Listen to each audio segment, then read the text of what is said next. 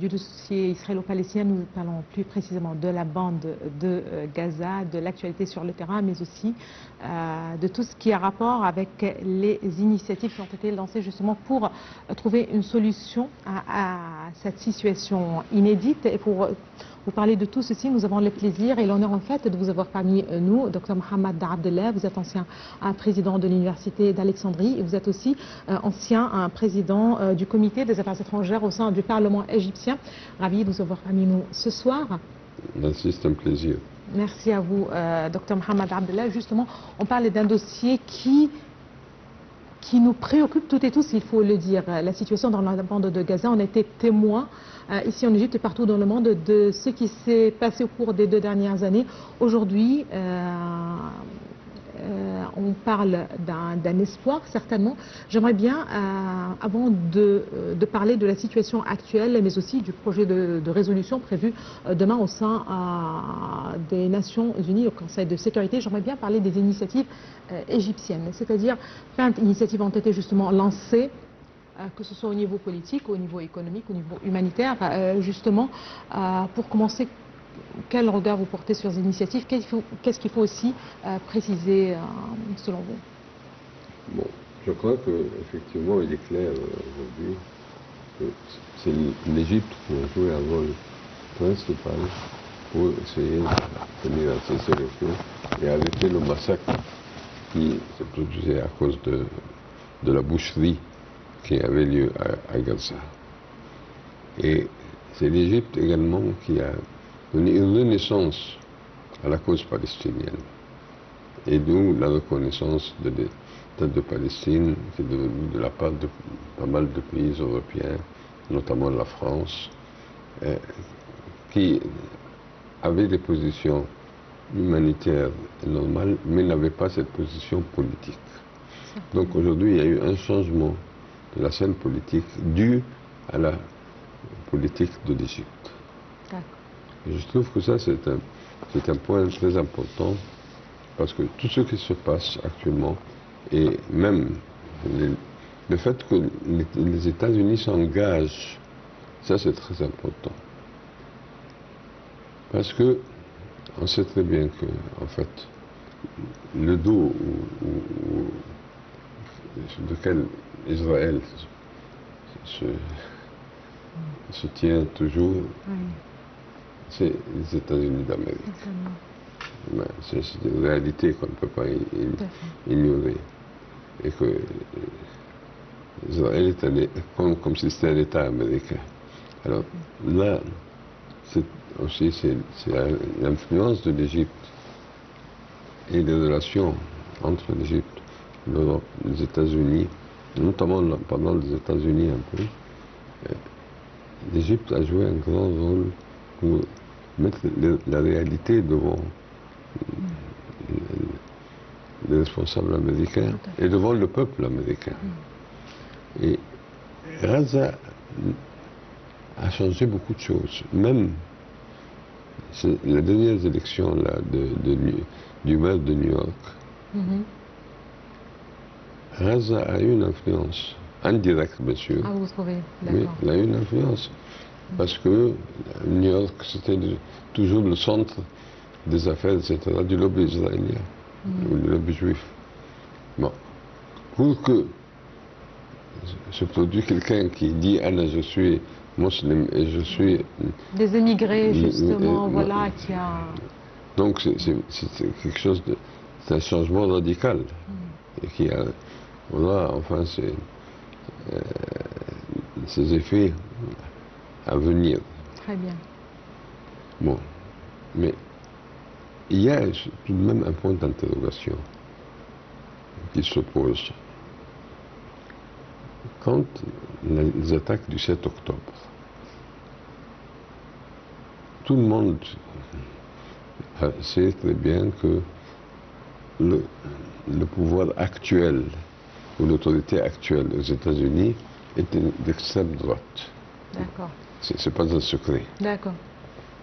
Alors, est-ce que c'était le moment de les provoquer? Ou est-ce que les responsables n'ont pas pris en considération la réaction D'accord. démesurée que peut se produire. D'accord. Donc, ça c'est un point d'interrogation. Un point d'interrogation vis-à-vis de ce qui s'est passé juste après, c'est-à-dire il y en a ceux qui parlent justement, qui confirment qu'il s'agit d'un grand point d'interrogation. Pourquoi à ce moment en particulier? C'est-à-dire que certainement les Palestiniens souffrent depuis de très très longues années, depuis des décennies. Pourquoi en ce moment? Et d'autres qui disent et pourquoi pas, et jusqu'à quand est-ce que les Palestiniens devraient justement vivre sous oppression? C'est-à-dire il y en a. Oui, mais il y a deux points de vue. Deux points de vue, si vous voulez. Mais ça, c'est si vous avez affaire à un régime en Israël, en fait, qui connaissait un peu de logique. Là, vous avez un régime d'extrémistes. D'accord. Ben, alors, enfin, il fallait justement s'attendre à une réaction très violente. Tout à fait. Mais la réaction a dépassé les limites de l'imaginable.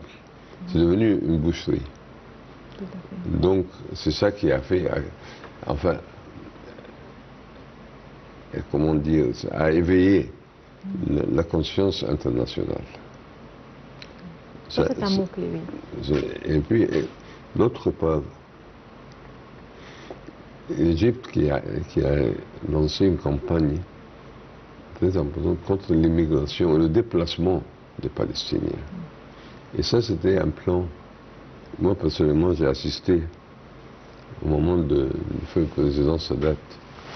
J'ai assisté avec lui à une réunion. À l'époque, j'étais assez proche de lui. En fait. Le plus jeune de ceux qui étaient dans son entourage. Mais j'ai assisté à une rencontre entre lui et Begin Alexandrie. Et Begin lui a proposé, il dit, alors quand on va commencer à se retirer des territoires occupés de l'Égypte, oui. La première chose, on vous rend Gaza. Et le président Sadat lui a dit, Gaza ne m'appartient pas, il appartient au peuple palestinien. Oui. Vous voulez rendre Gaza, rendez-la aux Palestiniens, et non pas à moi. Donc, personnellement, je lui ai posé la question. Il m'a dit, non, il y a quelque chose de louche. Parce que, pourquoi commencer par Gaza? Sauf si c'est peut-être une bombe à retardement qui va nous lancer. C'est-à-dire que tout ce qui se passe aujourd'hui, ça fait partie d'un plan. D'un plan. Voilà, tout à fait. Et un autre plan, mais il y avait un plan plus large. C'est ce qui se passe dans tous les pays arabes aujourd'hui, l'entourage du Moyen-Orient. Disons le Maghreb à part, mais aujourd'hui la Syrie, c'est vraiment, elle a décapité. Tout à fait. Et avant la Syrie, c'était la Libye, avant la Libye, c'était l'Irak. On a aussi une situation à Gaza, Gaza, au Yémen, aussi, le Soudan. Le Soudan, c'est catastrophique. La Libye, tout à fait. Qui n'est pas un pays pauvre. Pas du tout. L'Irak non plus. Malheureusement. Voilà, justement. Malheureusement. Donc, il y a un plan important. Et c'est le seul obstacle qui bloque la réalisation de ce plan, c'est la position de l'Égypte. Tout à fait. Alors, d'une part, il y a toutes ces tactiques pour essayer de déséquilibrer la situation au sein de l'Égypte. Ça n'a pas marché, Dieu merci. Et d'autre part, disons que l'Égypte également a la clé de la paix dans cette région.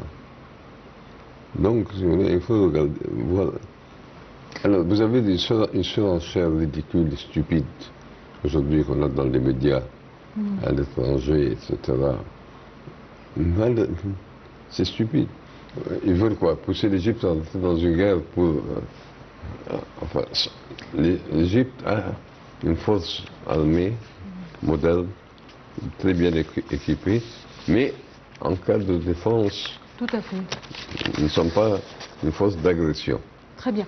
Aujourd'hui, docteur Mohamed Abdellah, la position de l'Égypte est il s'agit d'une position ferme, constante vis-à-vis de la question palestinienne dans son intégralité, mais aussi au regard de tout ce qui s'est passé au cours des 2 dernières années, c'est-à-dire pas de déplacement forcé de la population palestinienne. Il faut qu'il y ait un cessez-le-feu dans la bande de Gaza. On insiste sur la reconstruction de Gaza et en fin de compte, on a trouvé que Donald Trump est venu avec son plan.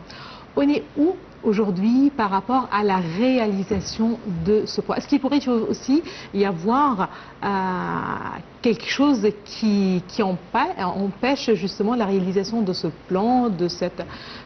je ne sais pas, on est où, pourquoi on se pose cette question, parce qu'il y a eu quand même un accord de cessez-le-feu qui n'a pas été respecté, peut-être un calendrier aussi qui n'a pas été... feuille de route, si vous le voulez bien, qui n'a pas été respecté, c'est-à-dire à quel point on est rassuré et à quel point on peut avoir des soucis. Je vous prie justement de bien vouloir patienter, j'aimerais bien vous écouter, mais tout d'abord, je vous propose à suivre avec nous un commentaire sur cette résolution prévue du Conseil de sécurité. J'aimerais bien rappeler que le Conseil de sécurité de l'ONU devrait se prononcer justement sur ce projet de résolution américaine qui devrait endosser effectivement le plan de Donald Trump sur Gaza. Je vous rappelle aussi que ce projet de texte a été modifié à plusieurs reprises, notamment en donnant justement un mandat jusqu'à la fin 2027, fin décembre 2027, à un comité de paix censé justement être présidé par Donald Trump et autoriser le déploiement d'une force de stabilisation internationale.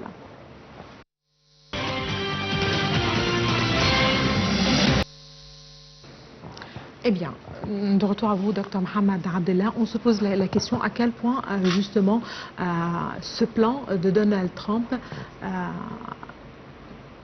je ne sais pas comment poser la question. Vous m'avez justement, mais justement, les États-Unis se sont présentés en tant que garants justement pour un arrêt des violences dans la bande de Gaza pour le moment.